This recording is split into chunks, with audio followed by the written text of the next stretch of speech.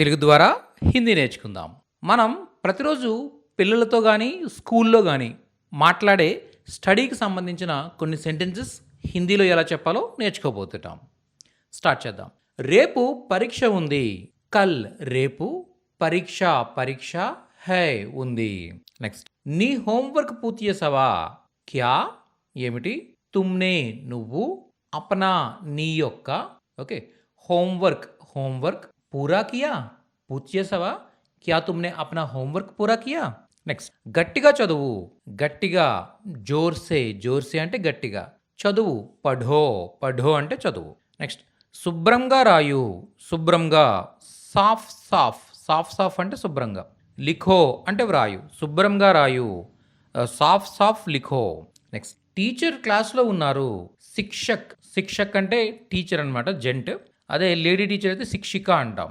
Okay, శిక్షక్.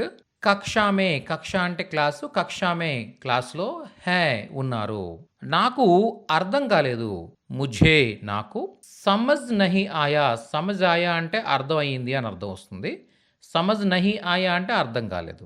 ఈ ప్రశ్నకు సమాధానం ఇవ్వు. ఈ సవాల్ కా జవాబ్ దో. జవాబ్ అంటే సమాధానం.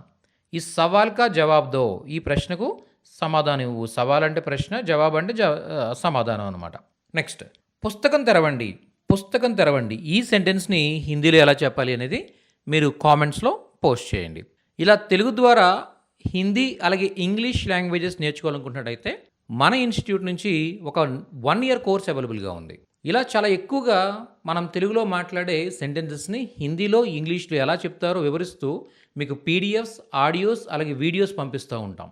ఇవి చాలా చాలా ఉపయోగపడతాయి అన్నమాట మీరు హిందీ అండ్ ఇంగ్లీష్ లాంగ్వేజెస్ నేర్చుకోవడానికి. ఇది 1 yearకి కేవలం 99 రూపీస్ మాత్రమే. కేవలం 99 రూపాయలు సంవత్సరానికి. జాయిన్ అవ్వడానికి ఇక్కడ చూపిస్తున్న నెంబర్స్ని కాంటాక్ట్ చేయండి. నెక్స్ట్ వీడియోలో మరింత నేర్చుకుంటూ మళ్ళీ కలుద్దాం. Thank you so